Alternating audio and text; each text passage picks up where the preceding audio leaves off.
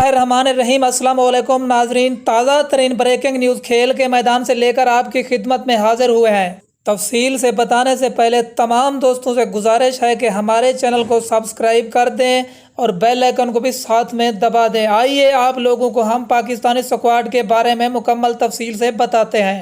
Number 1 पे होंगे बाबर आजम कप्तान और नंबर 2 पे होंगे मोहम्मद रिजवान। इन खिलाड़ियों में अब्दुल्ला शफीक, आबिद अली, अजहर अली, फ़हीम अशरफ, फवाद आलम शामिल हैं। नेक्स्ट हसन अली, इमामुल हक और नुमान अली, साजिद खान, शाहीन शाह अफरीदी भी टीम का हिस्सा हैं। पाकिस्तान अपना पहला मैच कल 10 बजे पाकिस्तानी वक्त के मुताबिक बांग्लादेश के खिलाफ खेलेगा।